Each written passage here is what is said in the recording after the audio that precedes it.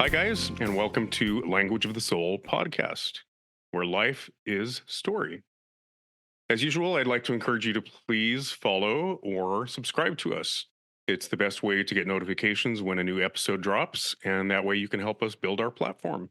This is definitely a labor of love, but we want to get to the point of it being sustainable so we can keep providing inspiring content. So, again, please like, follow, or subscribe to us, or all of the above. Next, I would love to invite our producer extraordinaire. That's her standard title. And we're doing two episodes back to back today. So this morning she got a title, but for the first time ever, I'm going to give her a second title, and I'm going to call you the Energizer Bunny. Oh, well, thank you. You I just keep on going. really do. It's impressive. Oh, thank you. I try. I try my best. Yeah, I won't air your dirty laundry again today, but you've had a trying couple weeks. So thank you for hanging in there and for being here. I appreciate it.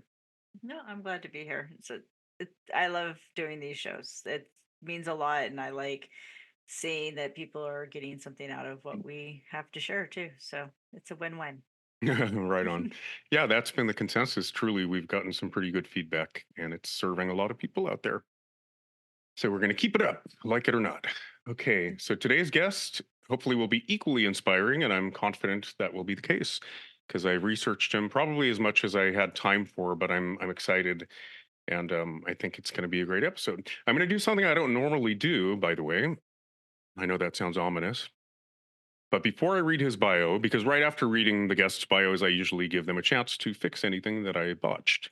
But I first want to read a either synopsis or plot summary or a book jacket blurb. There's a lot of interchangeable terms, but I was so intrigued by Project Suicide which I'm definitely going to pick up, that I thought I would read that first, and then we'll hopefully talk about it as an example of his creative process. You know, how he acts on inspiration. He talked a lot about research in his pre-interview, and so I think Project Suicide might be a good one to use to talk about those topics. But more importantly, it's just a great, really intriguing. I'm calling it a synopsis. So I'm going to read the synopsis, then the bio. All right, Project Suicide. High profile politicians are dying by their own hand. These aren't aged bureaucrats breaking under the strain of political baggage. They're rising stars whose stresses and scandals are still ahead of them. Only genius scientist Dr. Deacon Creel knows how to save them. There's one problem, though. He now prefers the bottle to the laboratory and the alley to the office. Creel is about to get tossed in jail for public drunkenness when he's bailed out by Homeland Security big shot Nelson Barzoon, one of the few who know how a cure for Alzheimer's was perverted into an assassin's dream. Barzoon wants Creel back in his old job at Unit 13, clandestine biodefense lab. Only Creel knows the antidote to this plague of suicides, but he's tormented by his guilt for his part in releasing it upon the world and for what it cost him. With the help of a quirky lesbian assistant and a female Marine corpsman who's a constant reminder of the price he paid, Creel races against time to stop the carnage before he and his pals become the next victims.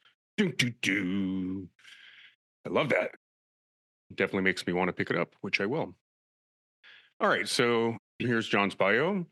Over a 40-year career, John Bukowski has gone from veterinary practitioner to epidemiologist to medical writer and novelist. He currently writes fast paced thrillers such as Project Suicide and the recently published Checkout Time, as well as shorter fiction. John grew up in a factory worker family of 6 kids in Motown. At each step along his path, he's needed to embrace change and tackle the challenges of a new direction, something we've talked about a lot today, Virginia. Each Mhm. step has taught him to be a stronger writer. John loves chatting about his writer's journey and the process he uses to turn what if scenarios into novels and short stories. John has extensive experience in public speaking, including numerous appearances on theatrical stages, TV, radio, podcasts, seminars, workshops, civic groups, and book clubs. Welcome, John Bukowski. Well, thank you. Wonderful to be here. We're glad to have you. Yes. Is there anything you want to correct in the bio? No, that's pretty much me. Okay. As long as it sounds remotely familiar, that's all we hope for. But to dovetail right off of the synopsis, hopefully, And I do want to back up a little bit and maybe talk about what makes you a writer. What, over the years, when did you begin to identify as a writer? What makes you a storyteller if you identify as such? But just for starters, maybe you could tell us, while it's still fresh and vivid, what inspired Project Suicide, and then maybe tell us a little bit about how you moved forward to execute it. I first came up with Project Suicide probably about 6 or 7 years ago, the idea. Mhm. And writers are big on what if. Mm. And I had just, I used to do weekly visits to my father in law, who was in a assisted living facility. Mhm. And he was suffering from dementia, nothing severe, but he would forget, like, if it's night or day and things like that. Mm. And I certainly knew that dementia is a pressing problem now, Mm. and lots of companies, lots of organizations are looking for cures or ways to improve dementia. Mhm. And so I started thinking, what if there was a cure, but the cure had a side effect? And I was trying to think of, what's the best? I mean, what's the best? What's the most serious side effect, most interesting side effect you can think of? And Mhm. certainly death is an extreme side effect, but that's literally is not that interesting. Just, you take something and you die. Mhm. So I said to myself, what if there was a genetic problem that the drug, as it was curing Alzheimer's, which is a genetic illness, Mhm. it blocked another gene for self preservation. Mm. Mm. And so as you gained consciousness and your sense of self, you would also gain a sense of self loathing. Wow.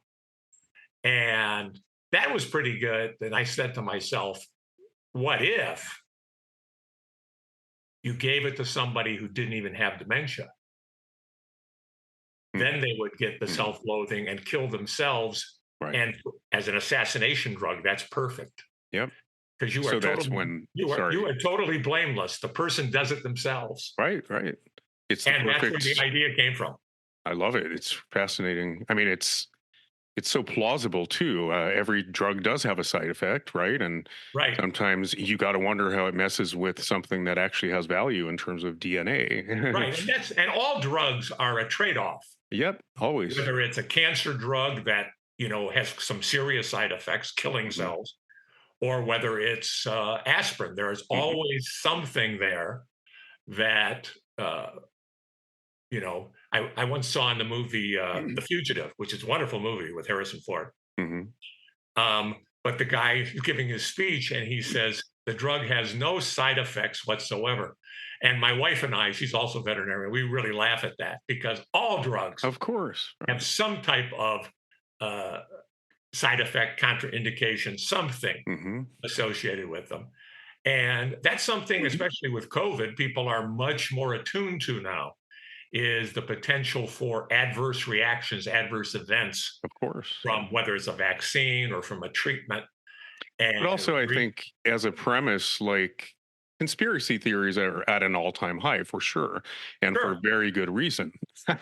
I think yeah, we're in kind of an adolescent phase, right, of seeing through the matrix a little bit. And I'm an just because you're artist. paranoid doesn't mean people aren't out to get you. Right, right, exactly. So well, in my world, because I'm an artist, I identify as somebody who never bought socialization to begin with. I didn't Right. buy the usual suspects, and I've kind of, that's just my worldview. And so I just see people, I don't know if it's because they legalized pot, because people were smoking it already, or what the hell's going on, but it's almost like people are high on this drug of not buying hook, line, and sinker what's being offered as the status quo. But they're new to it, right? So it takes the form of just adopting whatever conspiracy theory comes along. But I think when something so profound like the pandemic happens that really hadn't happened in our lifetime, people come up with really elaborate explanations, right? Because it's so novel and new. Sure. And so I'm not, I've got my own, or on a bad day, I had some pretty dark theories about it. A friend made the mistake of sending me did you ever hear about the G5 conspiracy theory? Um, I may have, but I'm not sure. Yeah, they correlated it with the rollout of G5, but they make these documentaries so high production values and so convincing. Like for one night, I bought into it. And it happened to be the day I was going down to the hotbed of COVID, LAC USC Medical Center. So I bought it for one day, but I just see how it is a prime moment, right, to kind of tap into this. And then I Yeah. think it's also a really resonant trope to for government agencies like the CIA or the FBI to hijack research for its own purposes. That's alive Right. and well too.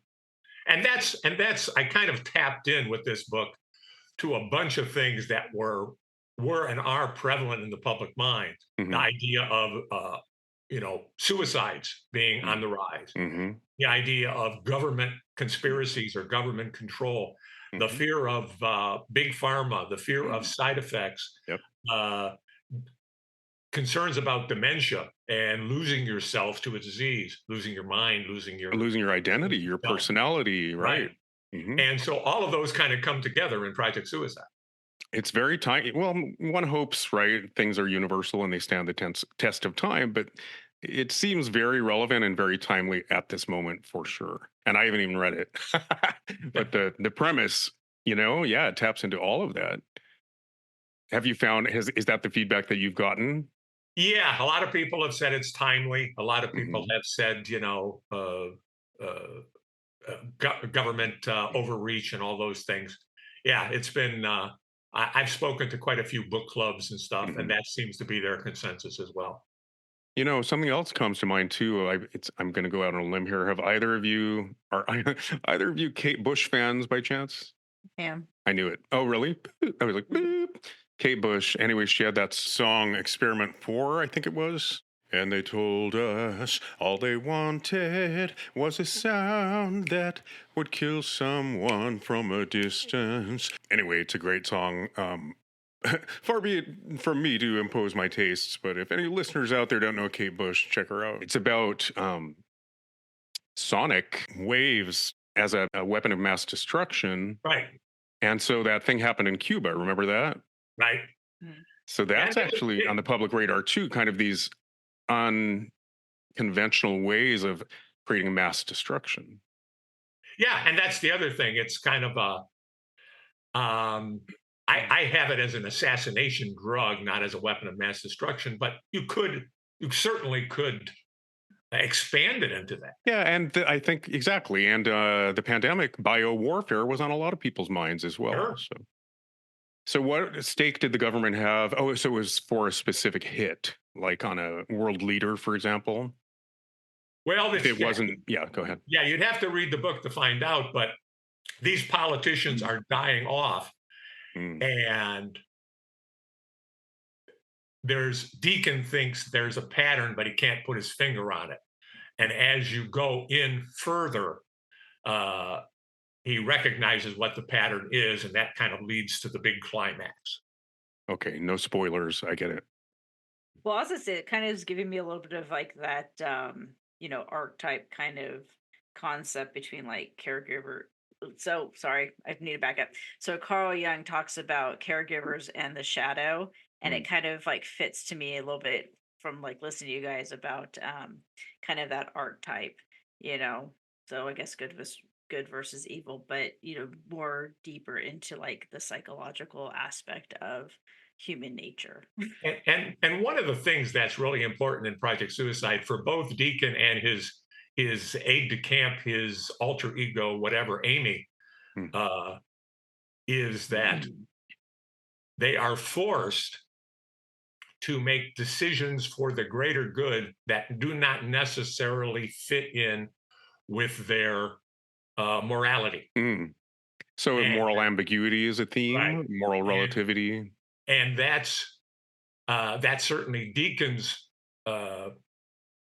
That's certainly Amy's, I would say, character arc Love is it. coming to grips with that. Well, And I think Deacon, that's very relevant too right now because when the right? sky is green and up is down and down is up, right? I just said in a Facebook post the other day, like I hardly recognize the planet I live on, let alone humanity as I understood it. This divisive moment, as they say, right? So I Yeah, think when the emperor's new clothes are alive and well and people are telling you the sky is green, you've got to wonder about the moral relativity, right? Of even our codes that we live by. right.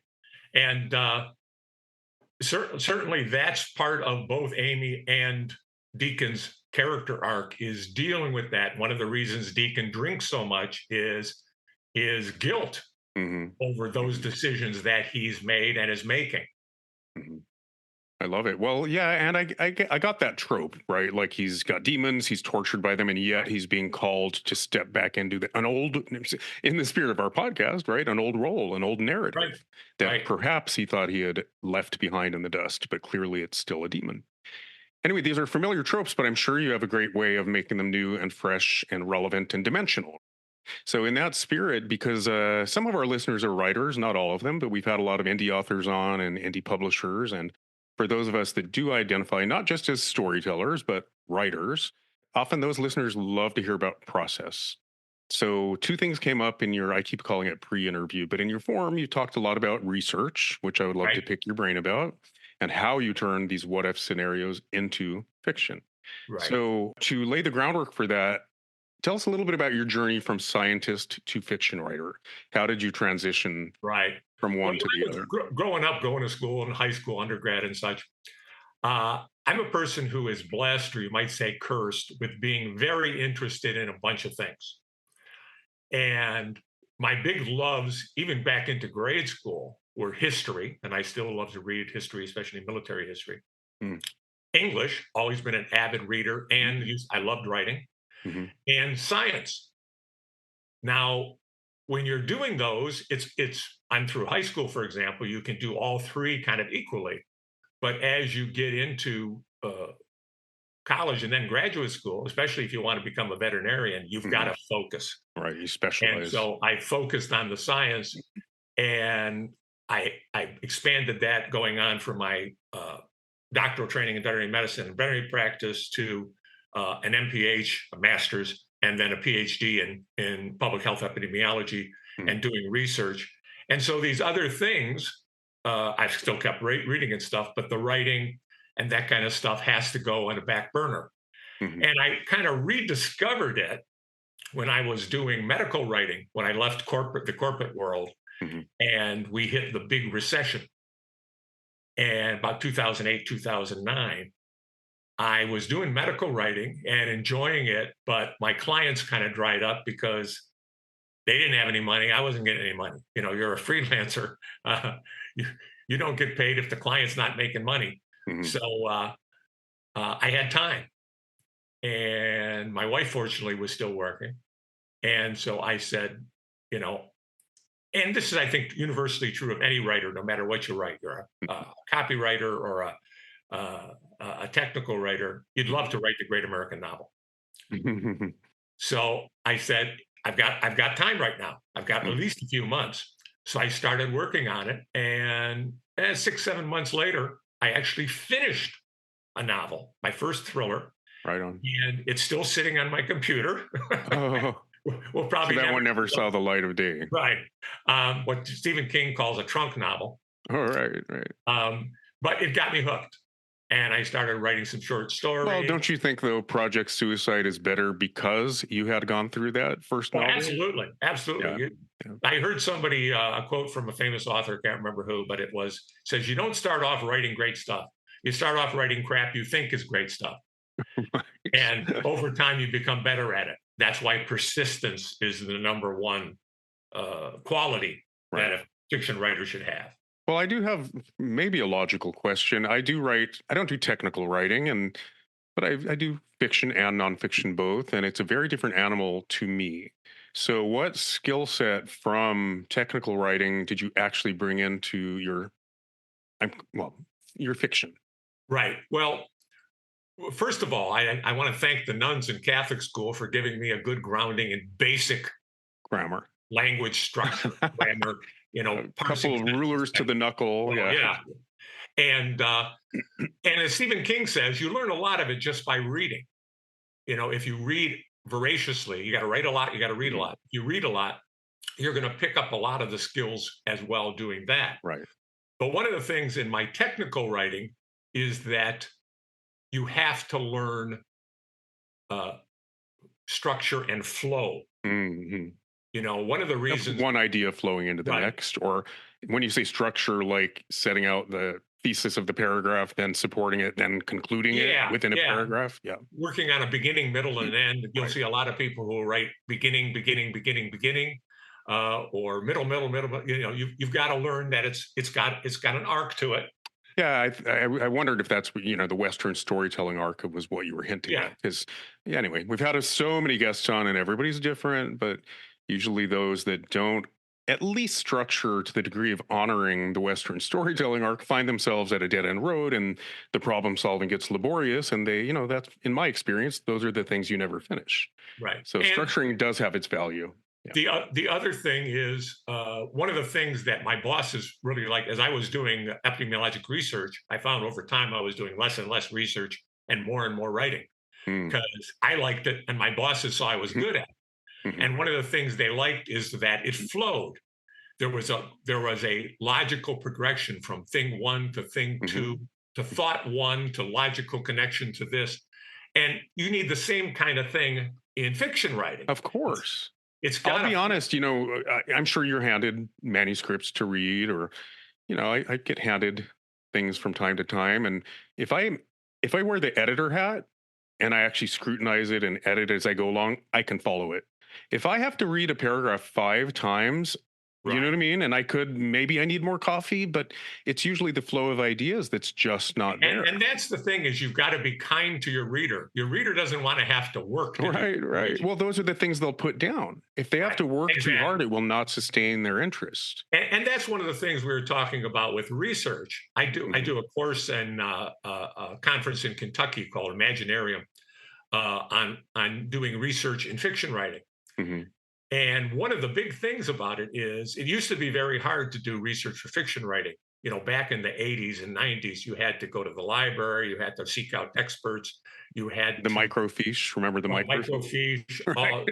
go to locations. And now with the internet, Right. you can do all of that like in an afternoon. No So, excuses. We all have fingers. yeah. Yep. So the bigger thing is what to leave out because Well, the that's what tendency is for people to say, "This is interesting. I learned it. Look how smart I am. I'm going to give it all to you." that's what I wanted to ask. I mean, specifically, that's why I went down this Right. road. So I want to talk about research, but before we do that, I was thinking, when I said, how does your technical writing inform? And I was tempted to say your thrillers, but I just said your fiction. Because I've written sci-fi here and there, and I tend to write cyberpunk apparently because the 80s are alive and well in me. So when I write science fiction, it seems to take the form of cyberpunk, just because the few influences I was exposed to when I was younger. But I notice I want to do some world building first, like caricature what's really already going on, right? If I wanted to Right. talk about how the aliens are behind, changing our DNA because they need new genetic stock. And so the pharmaceutical companies and the government are in on it. And that's what the pandemic was all about. Like, I'm giving my whole story away. But if I wanted to write about that, I kind of have to build the world first. So I could do a just the facts portrait, right, of the world I want to build. But how do you leave that out? And do you know what I mean? And just make it organic and not do too much exposition where you're spoon feeding all that stuff. Right. How did you find that balance out of curiosity? Because you are so technically oriented and you have that background. How do you Right. leave it out? Well, one of the things is, and I always tell people, uh, you're going to leave out a whole lot more than you put in, but just Hopefully. just vary the fact that you know it is going to Of make you write more course. powerfully about it. It's like I've done a lot of stage acting, Mhm. and you Less build is a more. character with a lot more detail and backstory than is ever in the script. Exactly. But the fact that you know it Hmm. makes it a stronger performance. And And it's maybe the silence between the lines is what matters. right. Like Stanley Kowalski, Stanley, right? Right. Oh yeah. I Now, always say, like, it's really not about him being boisterous or loud or macho or any of that. It's about everybody else tiptoeing around him. right. So less is more. He can speak hardly above a whisper, but it's how everyone around him is reacting to. That makes Right. sense. And so, the fact that you know that, Hmm. and I also tell people, you know, if you put in too much detail, your goal is just to with research is kind of like the spice in the soup. Hmm. It's what hooks the reader and says, this guy knows what he's talking about. I'm going to follow along and believe him. Mhm. But you don't need much of that. If you put too much, they get bored. You've got a Well, that's technical. what I think. Like, it gives it authenticity, it lends it Right, credence, right? Credence or credibility. But like Bridges of Madison County, for example, everyone loved it because it glorified infidelity. What's better than that? You know, it glamorized right, infidelity. But for whatever reason, Middle America loved it. I watched and I thought, I don't want to be lectured to about, daguerreotypes or right. different types of prints over the years, or even uh, Because that's not the point of your story. The yeah, technical material is not the point of your story. The point of your story is the characters, their struggles, their relationships, right. how Well, they're I would go on overcoming to say it's obstacles. an emotional, usually a great story arc is an emotional arc, Right, and it's not even about the superficial plot. So, what engages us emotionally? It's not describing every little ornament on a piece of right, china like you see in a Merchant Ivory film. right. Well, one of my favorite authors of all time is Elmore Leonard. I always say that if you want to learn to write dialogue, read Elmore Leonard. Hmm. Can But you give me a title? I don't know who that is. oh, sure, if you he did a bunch of I'll Google it. westerns. I got Well, fingers. well, he did Get Shorty, Oh, okay. Yeah, very yeah. famous movie. Rum Punch Hmm. was made into Jackie Brown. Uh, Hmm. he did 52 Pickup. I'm He so did glad you didn't say 50 Shades of Grey. You would have no, lost no, me. and he did a lot of westerns like Hombre Gotcha. and Valdez is Coming and things like that. The character of Raylan Givens from Justified. That's all Elmore Leonard. And what But, what did you learn from him? I think you were about to well, say. he has a saying where he says, "I never describe anything if it doesn't either A, advance the plot to the Yes, yes. story, or B, develop the character." Yep. And that may be going to an extreme. I don't say I would live by that, but I think it's a balance. I mean, I come from animation, so Lion King, Pocahontas, Hunchback, Tarzan. So I'm a visual storyteller, right? But you know what? right, I got a typewriter at the age of 7. I've always identified as a writer as well. So I find it interesting, Virginia. Nowadays, like people will read The Nameless Prince and they'll go, "Oh my God, it was so vivid. Your description's amazing." And I'll go, "No, no, no, no. Don't see something that's not there because you know my background." I'm hopefully, right? My voice is mature enough where I would never slow down the actual plot with laborious description. right. As much as I love Wuthering Heights, you want to slit your wrists and jump out the window or both. Well, that's the danger of too much research, too much description. That's what I was, Um, yeah. you've got to be like a con man. You're trying to sell somebody something, and Hmm. you're selling a lie, but you can't be too obvious. Hmm. You have to just kind of slip them a few things that make them think, "Oh, wow, this guy really knows what he's talking about." Yep. Or And even in the way it impacts, like they say, killing your, I call it clubbing your baby seals, killing right, your babies. If right, everything is novel and loaded, then nothing is novel and right. loaded. You got to pick and choose. Absolutely. And as they say, show don't tell. Right, right. You can do a lot more with some really well placed action or dialogue than you can with a paragraph of exposition. Yep. Okay. Well, I think I guess the other question I would have about research is because I just did, again, something I talked about in this morning's episode. I did something set in Minoan Bronze Age culture. So, based on the canon of Greek myths, but actually predating it, Bronze Age Minoan culture. So, of course, I did hordes of research. I was very careful not to do 7 years of research like a friend who never, sat Right. down and actually Right. wrote the damn thing. And so, my knowledge of the creative process tells me there are perfectionists who are afraid of the reception or falling short of their own expectations. And so they never quite get around to doing it. And the most convenient way of procrastinating is doing 7 years of research. Right. So in my creative process, I've tried to find the balance of like, diving in blindly and no fear and actually not having a styrofoam foundation and doing the due diligence.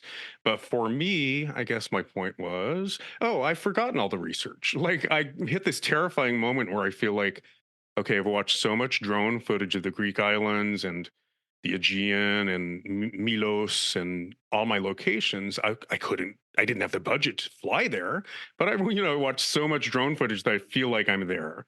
But at some point, I thought, later when I'm promoting this novel, if people ask about the two bronze swords that I referenced from Naxos, am I going to remember? Does it matter in the end? Right.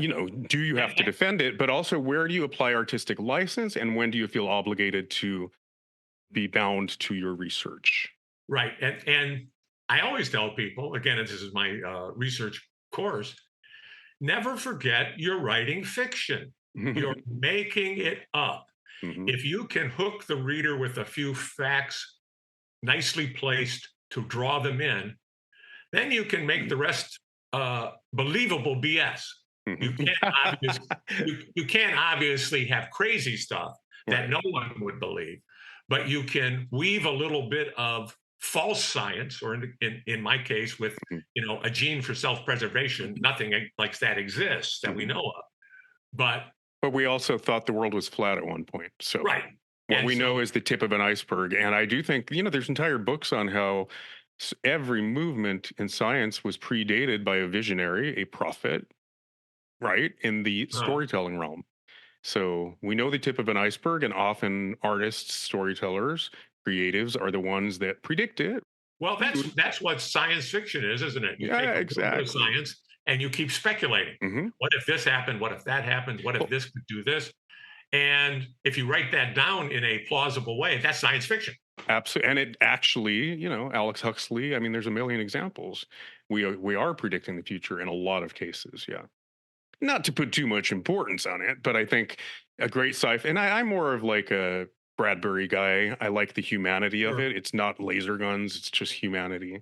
But I do think a really great science fiction novel doesn't just caricature the present, but does predict the future. I mean, there's a whole field called futurism, right? Right. I was gonna say, I think it also, even if you don't want to look at it as in predicting the future, it definitely influences and inspires it.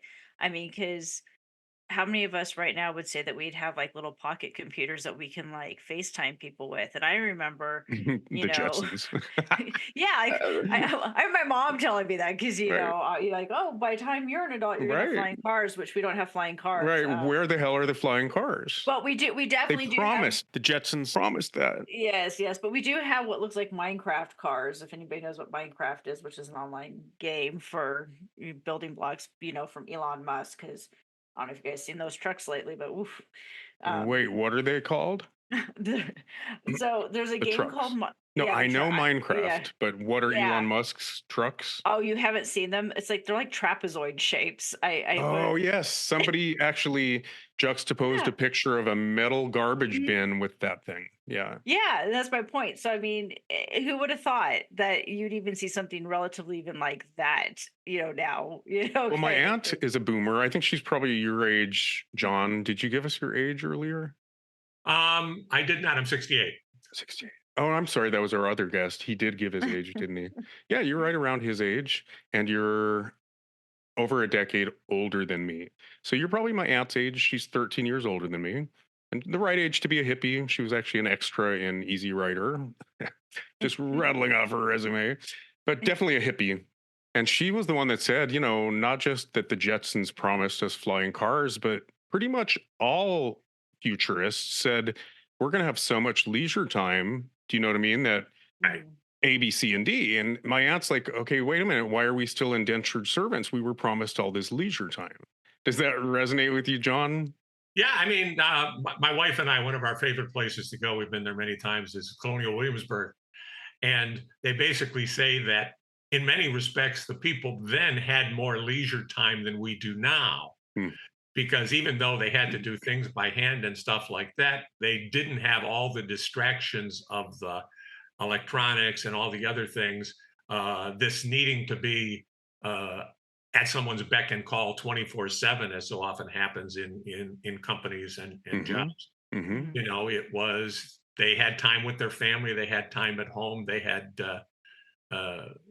so Well, time expands when you're in the moment. I mean, not to get all spiritual here, but isn't that true that time loses all meaning when you're really in the moment? And even sure, if you're just doing dishes, if you're really connected to that act and you're not manning your cell phone or waiting for a call, because, yeah, like you said, because you're bound to your job and you're on call, right. time actually seems to accommodate. But yeah, I Did I agree. lose you? No. No, or It does seem to expand, and I don't know. I think something about the richness of life is lost when you become your job, right? And the Japanese and us, we have a monopoly on that. Well, and that's another thing with with research. We talked about, all the electronics and everything from TVs to computers and stuff like that. You've seen a lot of things. The average person has seen and experienced a lot more than their actual experience. Mm, They may not have been to a police station, but they've hmm seen enough of them hmm where they think they know what they look like. And so that's another thing about research is you can use the reader's imagination, what they already know or think they know. Right, right. So you don't have to describe a business office hmm unless there's some particular thing in there that's important to the story. You say you walked into the guy's office, people already in their head have a vision of what that office looks like. Yeah, And if it's a that's government a office, you may yeah, say it's a it, nice tool we have with the. you know, But it, I guess that leads to the question, like, in at first I heard a sentiment that I've often said with to do with archetypes and the reservoir of the collective unconscious that, let's say Emily Bronte wrote Wuthering Heights without really having left the house. She was tapping into not just old tired tropes or stereotypes or cliches or any of that. She was tapping into arguably these archetypes that are wired into our DNA, right, right? exactly. So I think we have access to all of that. And that's why we can write something we've never experienced, or even write from a protagonist's point of view that has a different gender or gender identity, whatever. That's what makes us writers, right? And that's what makes Right. us human. But I would ask, because I've never thought of it the way you just described it. If you're relying on the projections of the patron to build, right, that office you're not describing, how do you, or do you even care to sort of preserve your, I mean, I guess protect yourself from cliches or tired tropes, problematic tropes? How about that? Well, again, it's you're not actually stating it; it's in the people's mind, and it's a matter of is the story about this office or is the story about what the people are doing in this office, who Picky. they are, how they're interacting, that kind of stuff. And Yeah, that's the story. that I relate to that too. Like you pick your battles. I've noticed again in writing a single sentence, if you use a colloquialism like, and then she went on her merry way, Right, like it's not the end of the world if you want them to skip on over that. right. If you want to draw attention to it, find a way, a poetic way of describing it that nobody else ever has. But if it's not meant, if you don't want to draw attention to it as a novelty, it's actually okay to use figures of speech, colloquialisms. Does that land with you a little bit? It does to a point, but you want to watch cliches because if there's too many of them, uh, I mean, turns of phrase, I it guess, not really right, a, right. yeah. You can think of creative ways of doing something instead of saying the other shoe dropped. He heard the size 12 hit the floor or something. Right. You know, Well, um, in thrillers like you write, I do find myself, because I like to pay homage to the old noir Hollywood thrillers, and I've done a few. And it's just short of like, listen, sister, you can't go around shooting mosquitoes with elephant guns. Like right. when you lapse over into farce, I guess. Well, yeah, But isn't some of it having fun with the precedent? it depends, but it's a little goes a long way, I think.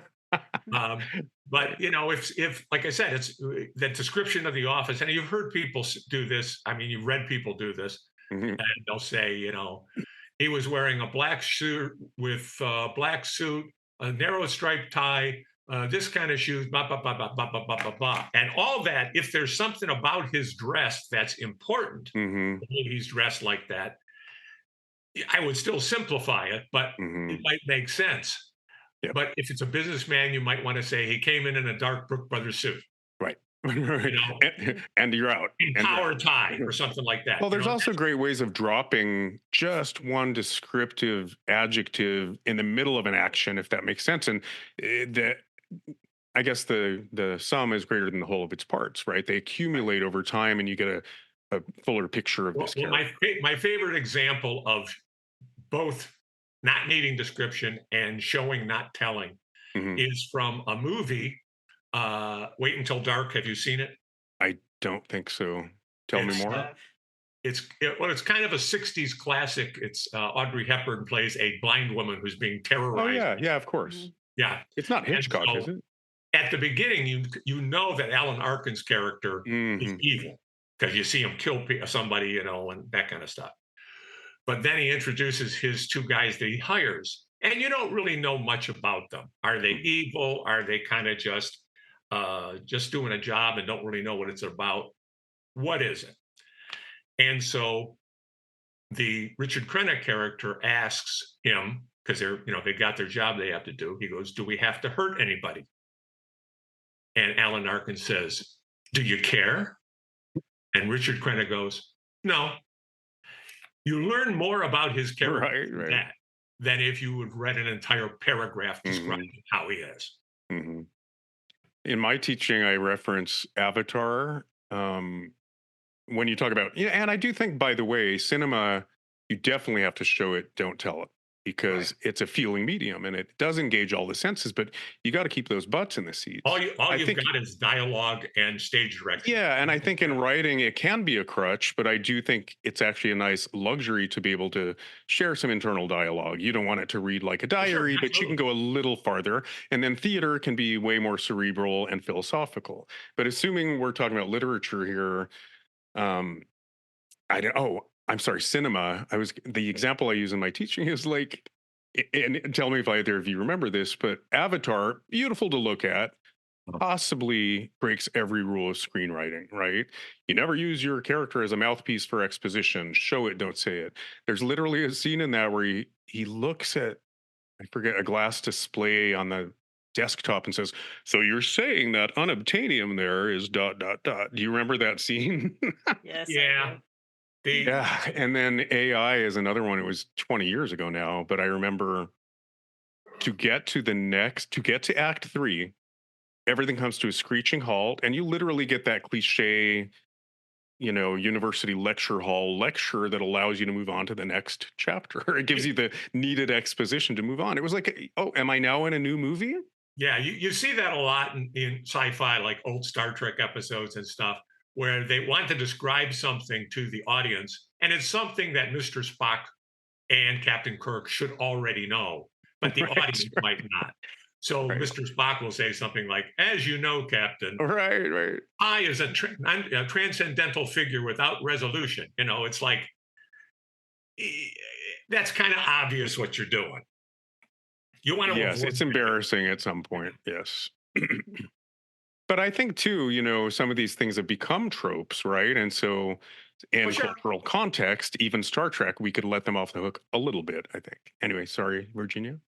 Oh, I was just thinking what's funny about that is we talk about how we shouldn't do that, but as we know, art mirrors life, life mirrors art, and Mm. the fact that in reality we do that ourselves. Though my husband's favorite phrase to me when I do that is, "Okay, Captain Obvious." Right.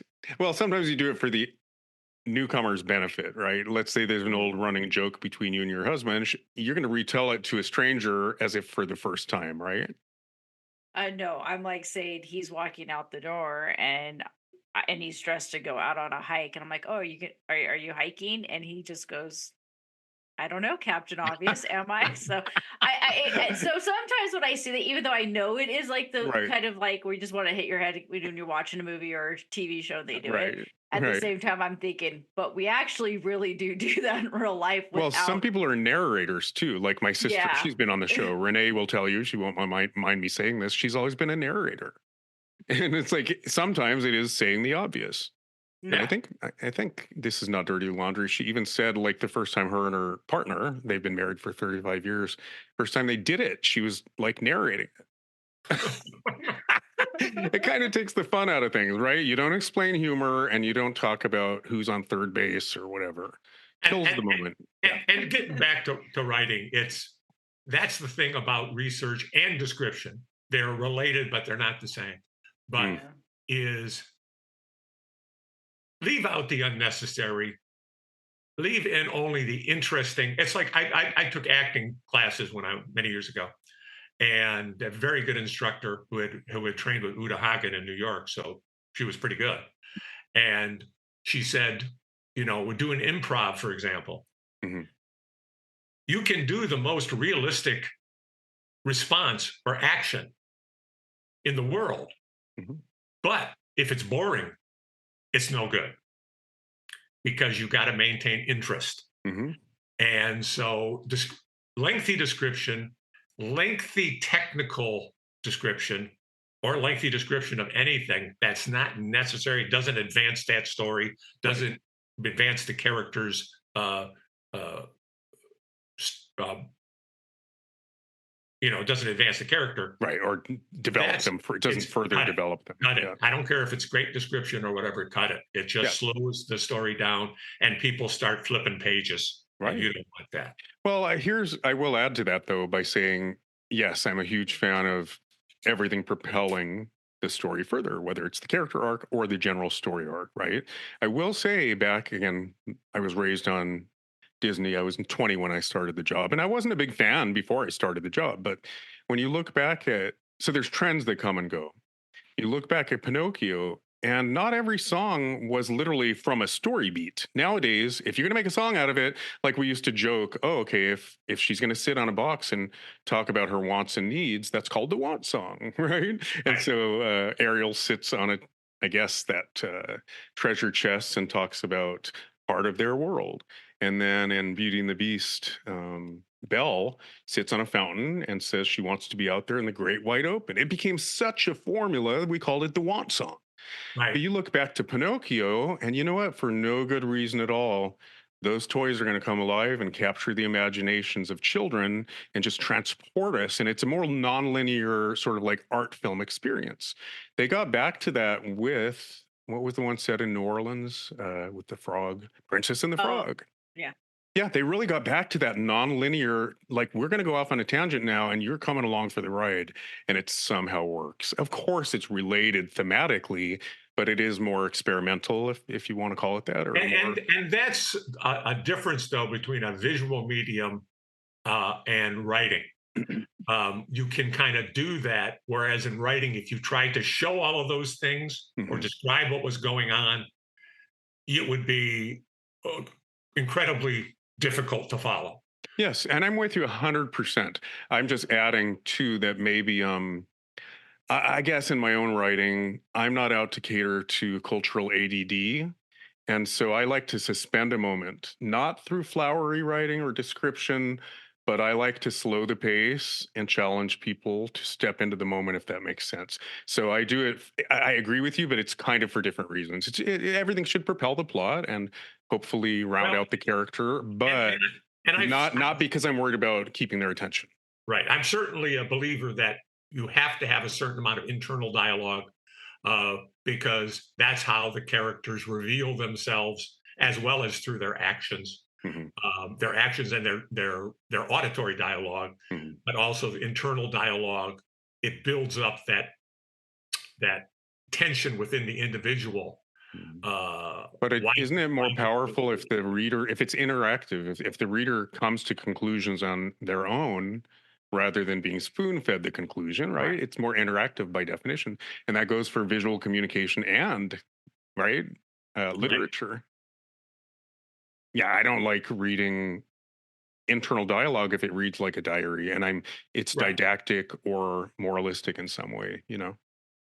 I want to say it provides kind of like a rich foundation, when we're able to, as someone, be it if it's on screen or, between the pages of, covers of a book, where we can connect with that emotional and psychological journey of character, you Mhm. know, and I think that's where that balance has to come into play, because that, I think, touches into our empathy aspect of humanity to go on those journeys. And if it, I think you lose readers or, anybody, the audience, when, you go too much onto a tangent and give them more than they need, or feel like they're being talked down to, Mm. or, along those lines. So I think that's always been, I think, the Yeah, balance. it comes down to what's the point of your story.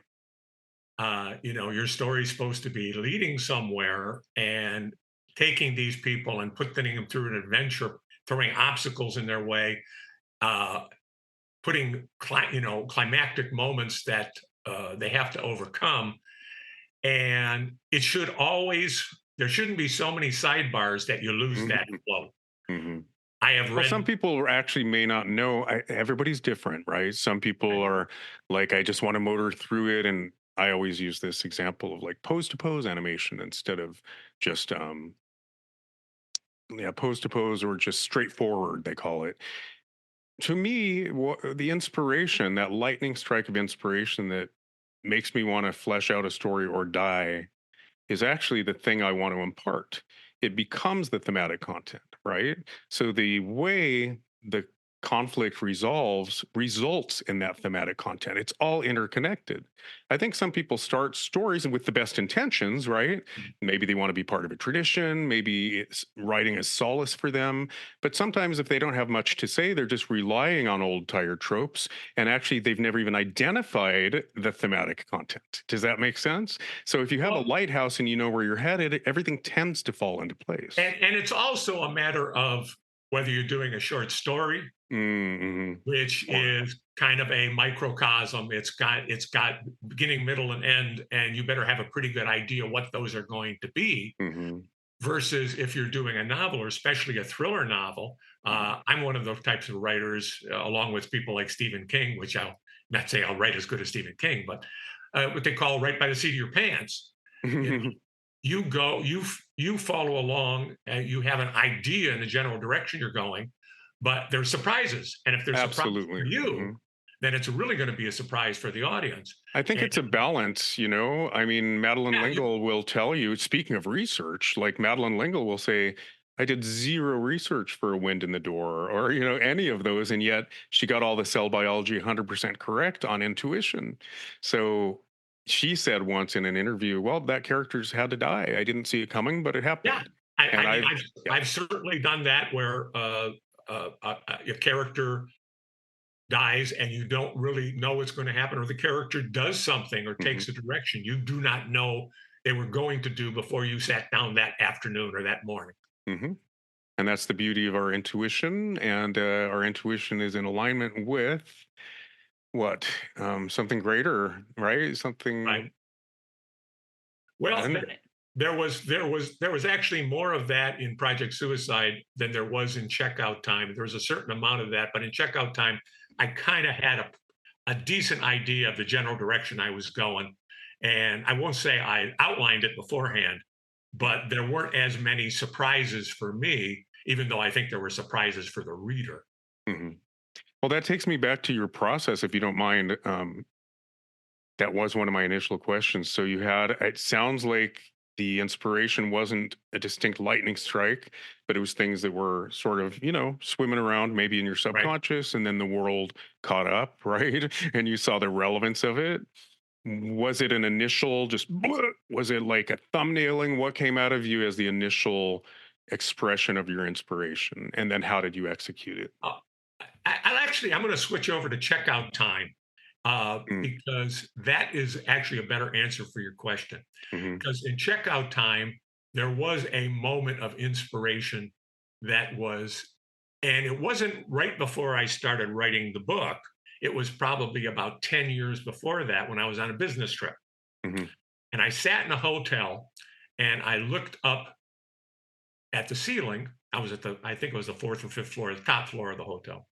And there was a trap door. And it was obviously designed to, you just stick something in there, turn it open like a screwdriver, and you can get up there and fix the wiring or whatever. mhm, And I said, wow, you could put something in there. What would you put in there? And this starts the what if wheel going. mhm. You could put computer disks in there. And maybe then you have an espionage story where somebody is, stashed these there before the FBI caught them or whatever. Mhm. You could have Watergate. you could have you could have money fall out of there, big stacks of money, and then maybe you have a heist or mob thing where they want to get their money back. I thought, and this is how my brain works. I thought a bomb would be a great Mm, thing to put up there. Hmm. I'm kind of a pyro. I grew up I was going to say. anything that burned or exploded, I liked it. Uh, so, but I said, okay, why would you put a bomb up in there? You could just be a nut. You could just be somebody who wants to kill people, whatever. But I had seen a movie back in the 70s, which I'm sure neither of you have seen, called Roller Coaster. Of course I did. I saw that. Oh, Dude, it was a double feature with skateboard. okay. Roller And Coaster the Magnolia Theater in Burbank, which no longer exists, I saw it at a double feature. about an extortion bomber trying to get Yes. money from amusement park Yep. owners. Hmm. And I said, okay, this would be a great place to use that. But instead of amusement park owners, we have hotel chains. And he wants money from hotel chains, or he's going to start blowing up and burning their hotels. And I thought, okay, that's fine. But could you actually bring a bomb into a hotel? And I thought for a minute. I went, well, yeah. Nobody checks your baggage. They don't go through metal detectors. It's not like the TSA. Hmm. You could bring in a backpack nuke, and all they would ask you is, "Do you want one key card or two?" You Right. know. So I said, "Great! Now we've got motive, means, and opportunity," uh, and it went on from there. Sorry to interrupt you, but I've seen a lot of like lobby camera footage of bodies going in and out of hotels and luggage. Have you seen those? No, Okay, well, Google it. yeah, but I mean, they've Certain got cases, it's like so obvious and it's on camera. And yeah, I guess the bellhops are just busy or something. I don't know. they've got the cameras, but Right. it's a matter of, and I kind of show in this. They look at camera footage and things like that, Hmm. but it's the matter of they don't check your bags. They don't. Right. You can bring explosives. You could bring a whole suitcase full of C4. You're You know, giving me a lot of ideas here. right? And that was part of the fun of it for me being a pyro is I got to research how you make napalm at home, Oh, how, how you make plastic explosive, how do you make thermite. I've used well, all you know the Anarchist's Cookbook. Have you ever seen that book? Yeah, I saw it years ago, back in the 70s when it came out. Yeah, I wonder if that's still available. It is. Probably is. Is it? It is. It's still available. And all I'm thinking the whole time as you're talking, John, is I'm going, heaven forbid you ever have any law enforcement knock on your door and ask to like take your computer and do like a forensic search. Nice knowing you, man. Well, I think we're all, at this point we're all on a government watch list. Let's just be clear. Well, about that's what I thought. I was, and the FBI are going to be contacting me because of my search feed, it. Right, my Google searches. But I have to tell a quick story. I worked on interactive video games. Silent Hill, right? Mhm. uh-huh. Yeah, I worked on it for 13 weeks. I did all the characters, and it was timed with the release of the movie. But this was just the video game. So yeah, I Googled. I'm not proud of it, but circus freaks, birth defects, thalidomide babies, you name it. And then the gig ended, and I called up my brother. And this is back, you could clean your cache, but there was no way to and your browser history, but it's in the hard drive. So I called up my brother because this was years ago, and I had no idea. I was like, "Dude, how do I wipe this out? I could be institutionalized."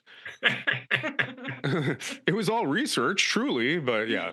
Yeah, it's so that's basically where the genesis of checkout time came from. And did And you sit down and sort of just write a rough draft, or what came out of you initially? yeah, that's what I did. I kind of had in my head, I had like several distinct types of bombings in mind. I Mhm. had a main character in mind, a government researcher for NIOSH, which is, if you don't know, is National Institute of Occupational Safety and Health. Mhm. Uh, I worked for EPA and for New Jersey Department of Environmental Protection, not in uh, accident investigation or commercial fires or anything like my character Thomas Tomasinski in Checkout Time does. He's basically was an expert on commercial fires. Um, and I knew I wanted a strong female character, and I made her an FBI agent, and she's almost a co-lead. She's almost a co-protagonist, and they are basically in the same hotel where the first bombing takes place. And so he becomes involved because she's there on the scene, and she needs immediate expertise in this idea of hotel fires and bombings and stuff like that. So the inspiration was literally just an image. And It then was the what if it came was along. it was an image. Then the what ifs gave me several stepping stones, Mhm, and I knew my characters to mhm. start with, my main characters, and I introduced others in there as well that were surprises to me and to hopefully to the reader. And I knew my villain was going to be this very intelligent, very good at makeup and changing his appearance.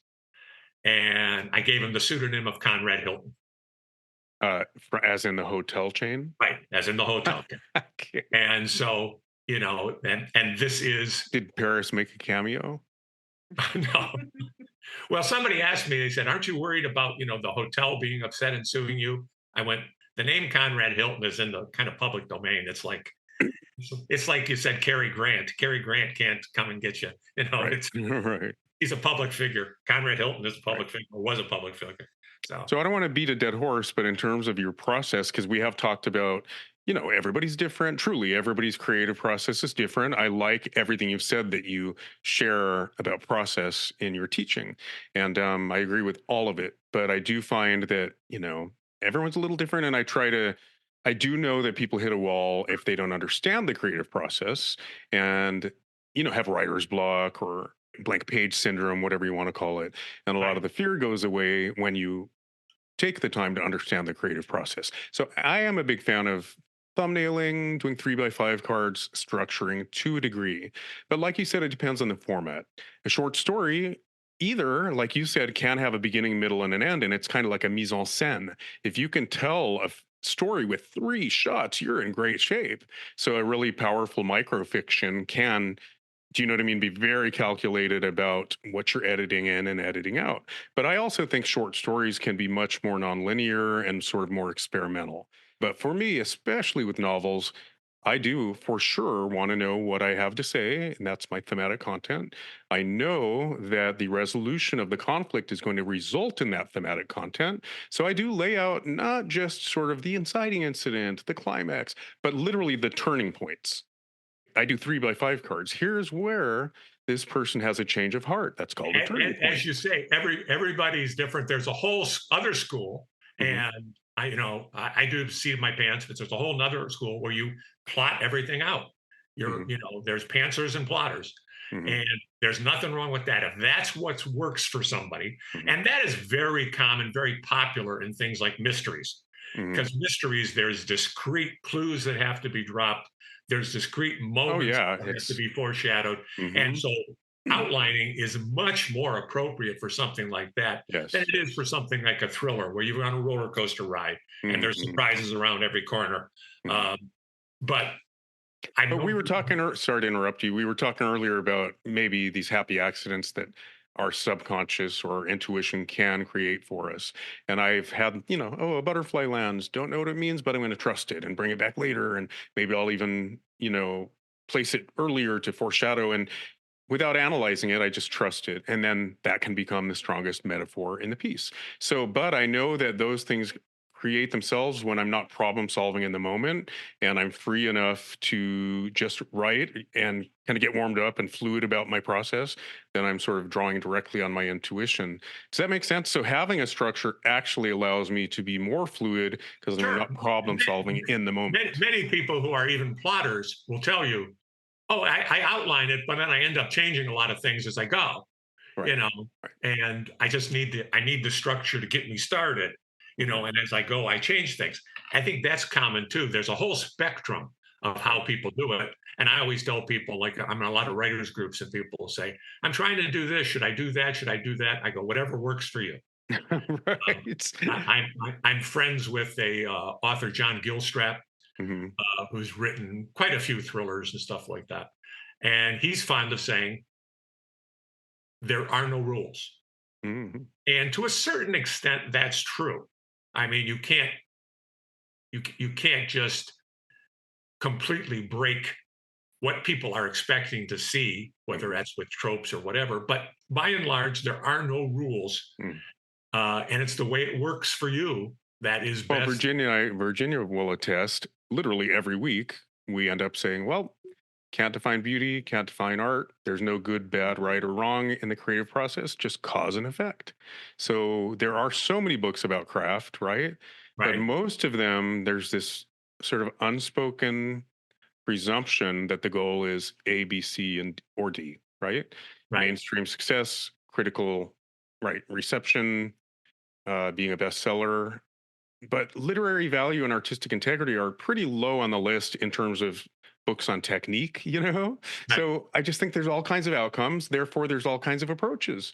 But, for me, because I am, I guess, a little bit more into the elitist sort of artistry end of it, blah, blah, blah, it's good for me to read things like the first 40 pages. There's things that'll tell you how to Right. get past a reader to the actual literary editor and what will hold their attention and what will not. And that's helpful for me. Well, there's the old saying that story trumps writing. Uh, if Well, you and want to, life is story, right? if you want to sell it, it can be the most beautiful writing in the world. But if it's not something that catches the imagination of the public, of an editor, of a publisher, of an agent, uh, the crappy writing is going to be a perfect example of that. And I know some people are not going to like this, but I believe it, and I've heard enough people, professional writers say it, is the Twilight books, right? I said Now you're getting controversial here. Okay, go on. they captured something in the imagination of young girls, but the writing was typically crappy. Oh my God. No, it was middle-aged house. I'll be mean. It was middle-aged housewives because I'm a huge Stephen King fan too, and I actually, and it's funny because I know Stephen King talks about both Twilight and Harry Potter. Loved Harry Potter, hated Twilight, basically for the things you said. I have read the Harry Potter, and I'm a diehard Stephen King fan. So, Me too. and I share his birthday with him. So maybe one day I'll get lucky. We'll meet in a coffee shop. But what's interesting is I've gone back and I've read Harry Potter each book 7 times because there's 7 books. So I've always reread the books and I read it how many times, whichever book number had come out when it happened. And even though the world building of J.K. Rowling is amazing, I look at it now with my writing experience going, she is so freaking green behind the ears. And she's on this pedestal because she has, sold a lot of books. She's a New York Times bestselling author. But I'm like, you hear the crap. I'm not even talking the political stuff. I'm saying when she's talking about writing, the stuff that comes out of her mouth, sometimes I'm going, please stop talking. You still don't know what you're talking about. Please stop. Just stop right now. I'm so glad you said it. Go ahead. The first Twilight book, I thought I would sit down and see what the buzz was about. So I started reading it. And I gave it 200 pages. And I said to myself, and I said this to my wife at the time, I said, how does she manage to make vampires boring? Because one of my rules is, and again, this comes from my acting days too, never be boring. Don't stress your reader. Don't make them work hard to read you, and never be boring. Those are 2 biggies for me. Well, but it isn't boring in the eye of the beholder. I'm just going to play the devil's advocate. I mean, to a certain extent, maybe, but as we talked about, excessive description that's not necessary, excessive exposition or prose that is literarily wonderful, that trips off your tongue, and it's one of the darlings you just love. But if the reader's flipping pages, I'll give you a good example. My dad, when he passed away about 20 years ago, but when he was working, he worked as a machinist. And he sat there and a machine did most of it. He had to just change it once in a while. So he had a lot of time to read. And he was an avid reader. So he used to love to read, and he used to love to read James Michener. And as you know, most of Michener's books are these huge tomes that are just loaded with description. And I said to him, Dad, what about all the technical material about tectonic plates moving? And he goes, I just skipped that. Right.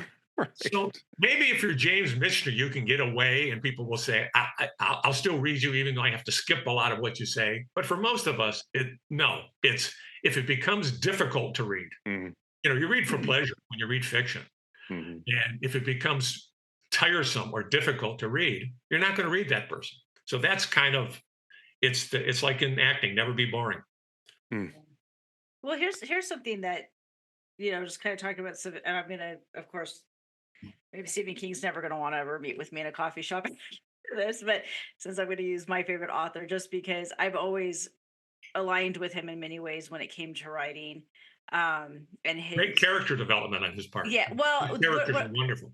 yeah, what I love about Stephen King, which because I know everybody's like, oh, he's a grandfather of horror, but it's really because he talks about this, the psychology, the behavioralism of the human condition, civilization versus natural man, which is what I've always loved about Stephen King. But with that said, so we know he is actually in his book Under the Dome, he actually makes a negative comment toward the Twilight series in that series, and I know he loves Harry Potter, but he loves the Game of Thrones series. And so I was like, oh, if he read this when he broke his leg and was healing, and and I've seen the interviews with him and Martin. I picked that series up. You want to talk about a series where you get about after book 3 and you're going, who was editing this book, because you could like take pages and just throw them out of the Yeah, book. Talking about Game of that's Thrones? Yeah, Game of Thrones, yes, Mhm. where you can that's just like exactly what I thought when I was reading it. yeah, I I read the was first like 2 books, I was and like, then and yeah, I was it's going to read bad. the 3rd book, and I Mhm, said, "Well, this is probably where they wraps it up." And somebody said, "No, he just keeps writing." mhm. And Oh I'm like, yeah. "Oh, well, forget that." Yeah, Right. yeah, and I was like, maybe Steven hit his head a little hard too when he broke his leg. But anyways, um, sorry, that's my. But where I'm going with this is because we actually have Harry Potter and Twilight fans in my family, and I actually know the author who is an award-winning and best-selling author who taught Stephanie Meyer. Yes, I'm saying her name, about writing. She actually took his, which is David Wolverton. And well, he's David Wolverton and David Farland. Those are his 2 names. He's passed. Um, but anyways, he taught her writing because she's a Utah author. So I actually know this whole writers group quite well because I'm in the inner circle with them. And the one thing that I have learned being around many of them is what's relatable to the reader. And I think that's what's so important. So like I know, like, I'm a Harry Potter fan, can't stand Twilight, even though Stephanie's a really wonderful person. um but my kids love Twilight and they don't like Harry Potter, and I think for them it was relatable because when they read them, they were teenage girls and they can Yep, understand the whole you know heartthrob, I love yep. this guy, why Well, won't he well, give me that time of day. that was his key audience, Yeah, and like I said, she's laughing all the way to the bank. She doesn't need yeah. me to write like her writing. You know, Right. it's that case of that story trumps writing. If she tapped into Mhm. something in her stories that even if you think the writing is repetitive and overly descriptive and all that stuff, it doesn't matter because the story was there. Right. And see, for me, for the Harry Potter series, which was the same reason why Stephen King loved it, it was just, and I mean, there was a lot of overwriting when it came to the world building, but it was just so imaginative that I could see myself walking through the halls of Hogwarts. And I loved that. I felt transported visually Right. by that descriptive writing. So, but yeah, with And Martin, that's something I think a wonderful thing about Stephen King is he has both the story ideas, very creative Mhm. ideas, and the writing to back it up. Yeah. Mm. Um, Mhm. you Meaning know, the technique to back yeah. And I the always say craft. my big 3 authors are Elmore Leonard. He taught me dialogue. Stephen King taught me characters, and Ernest Hemingway taught me how to cut a lot of crap out. I call that economy. Yeah, Ray Bradbury Yeah. taught me economy, Yeah, definitely. very very similar. I want to start to bring this to a close. I love everything we're talking about, but I think some things are recurring, and what I'm hearing is this standoff between craft or technique and why we write in the first place. It's when we talk about story, you could say that's like why you're writing. Sometimes I don't preach as much as I would like to. So I just want to gently offer, after all this discussion about technique or craft and what we could do or should do, or, you know, what other writers have said about great writing. Some of it's elitist, some of it's romantic, some of it's very pragmatic, but there's always a presumption toward the goal of what? Toward the goal of hooking your reader so that you can be right a J.K. Rowling's, or because you want to transform humanity and contribute to the collective evolution of humanity. So, do you know what I mean? There's all kinds. Yeah, So yeah. there I is no mean, good, bad, right, or wrong. There's only cause and effect. So every time we say, "Here's great writing," it's like toward what outcome? So I right. just want to throw It that really out there depends because on. that is what our podcast is all about. Is it's about the intention. There is no good, bad, right, or wrong in the creative process or in what kind of stories we choose to tell. There's just outcome. Right. So what I hear in all of this is I agree with you. Story trumps writing every step of the way. That Technique can make for great alliteration, great word juxtaposition, great rhythm, all these other wonderful things.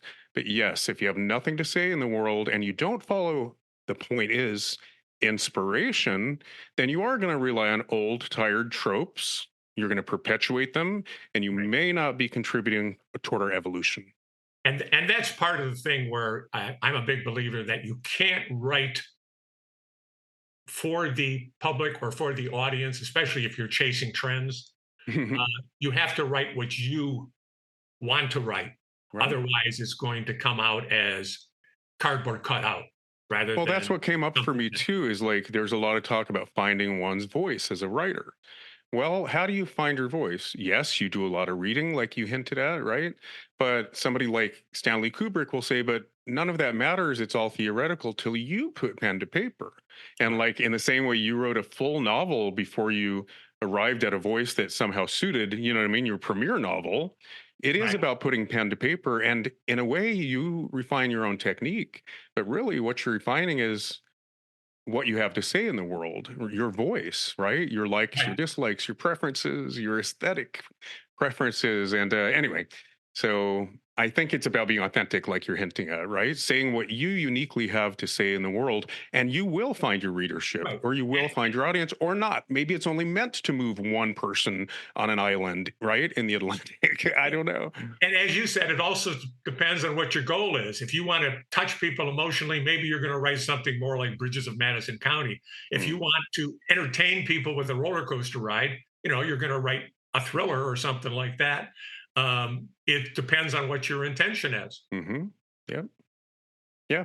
I guess my resentment for sort of a lot of the talking heads was renewed yesterday. So just a quick story before I wrote this. I mean, the thing that became the book that became the podcast was I was asked mid-pandemic to do a talk on story for, a global audience, but it was all on Zoom.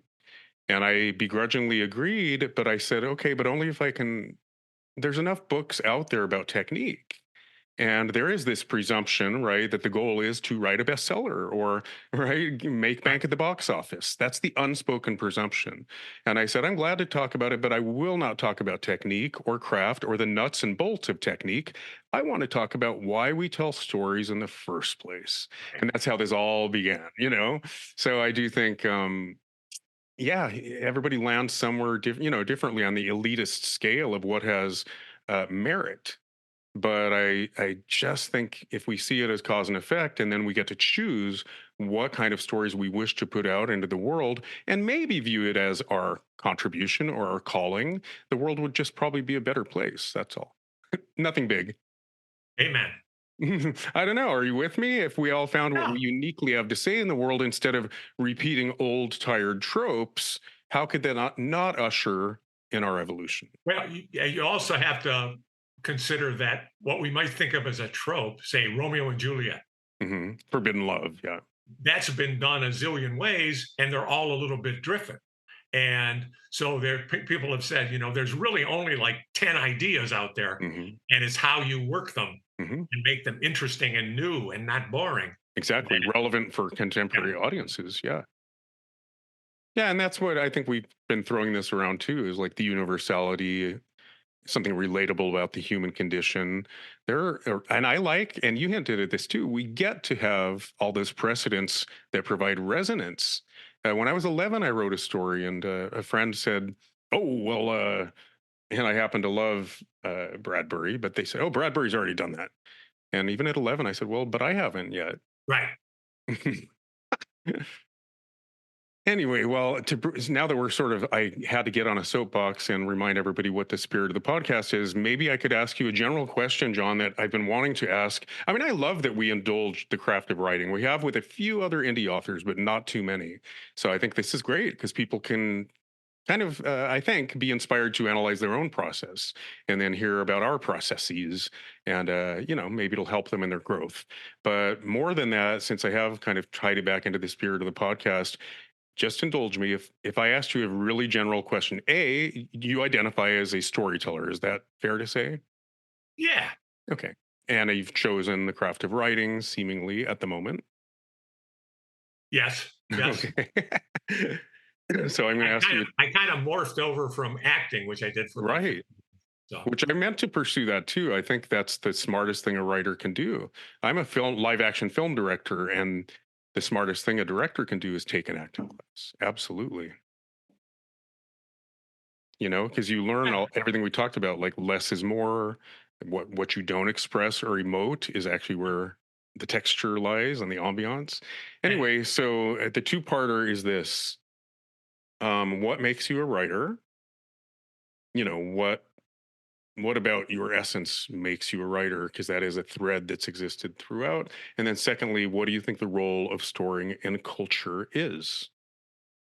um, I'm a writer. I'm more like there's a line from Chariots of Fire where she says, "Do you love running?" He says, "I'm more of an addict," and I'm kind of that way too. If I don't write for a while, there's something in me that wants to come out, and if I don't do it for a while, I get restless. So it's for me, it's. I mean, part of it is I know I can do it. I know that I can write entertaining things for people that they might like, and so I feel like I should do it. So that's part of it. What was the second part of the question? Well, how do you think story serves culture? Or what role does it play in culture? They both reflect culture and they can shape culture. Right. And Virginia kind of hinted at that earlier, right? I mean, look at all of the books that have been written about uh, uh, where the evil person is some type of corporate entity, some type of corporate person. I worked in corporations, and there are a lot of boring people, and there are a lot of snobby people, and there are a lot of just unpleasant people. But I wouldn't describe any of them as evil. But yet that's actually shaped perception of the culture. We have people now Absolutely. who are actually thinking that inflation might be caused by corporate greed. Now that's not even possible, but they have seen it enough times that they begin to believe it. So in that respect, I think it actually shapes the culture. Absolutely. Yeah. And in other ways, it reflects the culture. It reflects, for example, Project Suicide. It reflects our preoccupation with side effects and suicide and dementia and not trusting the government and all those things. So I think it goes both ways. Beautiful. I love it. Yeah. I mean, Ayn Rand would say it's a mirror to society, right? Right? But it is the way we evolve. Even in 1985, I was part of a speech competition, Optimist Club oratorical contest, and the theme was television, master or servant. Yeah. So, yeah, I agree in terms of policy. Like, actually, the examples you just gave, we carry around unexamined perceptions of you name the institution all Absolutely. day, every day. And maybe a news story that reframes those institutions makes us rethink our presumptions about whether there's somebody with a twisty mustache sitting right in a swiveling chair petting a cat at the top of the pharmaceutical chain, right? You get, But you have to be, because of public perception as a writer, you have to be careful about how you attack those perceptions. Do it very carefully, or you will be seen as, well, he doesn't know what he's talking about. Everybody knows that. There's a great old line from Man Who Shot Liberty Valance: "When the legend becomes fact, print the legend." Wow, that's interesting. Yeah, I mean, you could become a pariah or just a quack, right? Right. So You saw a lot of that during the pandemic, where people were stating basic. I've been trained in public health, basic public health premises, and they were being attacked as you're not following the science. Yes. Because there was a whole another agenda, Mhm. at least in some parts of society, that was feeding a different storyline, and people didn't know. People don't know a lot about a lot of things, but one of the things people don't know is medicine. Here's one way of looking at it, though. If you go against the status quo, or I don't know if there's an American phrase, but the march, right? If you don't fall in line, and Right. well, largely that's what artists and storytellers are here to do, is ruffle feathers and Sure. to be provocateurs and therefore shift our paradigms. But how do you do that in the cunning way that you're hinting at? Well, the way I put it, we actually change minds by touching hearts. So if you can engage people, like we were saying, not just with the universality or the relatable characters, but actually by telling a story that moves them emotionally, they're more likely to And swallow as I that said, jagged pill, right? your stories about people, their relationships, how they're overcoming difficulties, whatever, and never forget that that's what your story is about. It's not about the technical. It's not about a soapbox. Uh, it's always about the characters and their struggles. Beautiful. Yeah, that's what makes us all human. We all have them. We all have the Universal. same struggles. So, on that note, anything else you would want to share with listeners? I just hope everybody checks out Project Suicide and Checkout Time. You can find them on Amazon, Barnes and Noble, various places. Easiest way to get there: www.projectsuicidenovel.com. Is that the link that we're going to publish with your episode? Good. Mhm. And Yes. Okay, great. also, I've got there's some look for things like Larceny and Last Chances, which is a very good anthology, which will be coming out in a couple weeks, where I have a short story in. Max Blood's Mausoleum, I have a short story in that. It came out late last year, early this year. One or two others. And what are you working on now? Are you writing at the moment? I'm always writing. I just finished a short story, a couple of drafts of it a week or two ago, and I have a work in progress right now.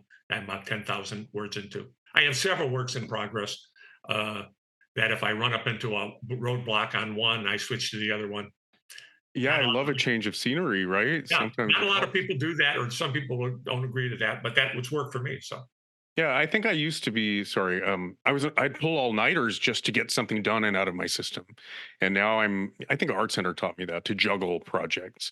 But it's actually been wonderful to have a change of scenery now and yeah, then come back with fresh eyes later, right? yeah, absolutely. That's what the revision process is as also. Yeah, Mm-hmm. Well, keep writing. That's the bottom line, right? yeah. Got to keep creating. And we're going to say goodbye to our listeners in just a minute. Virginia, is there anything else you'd like to add?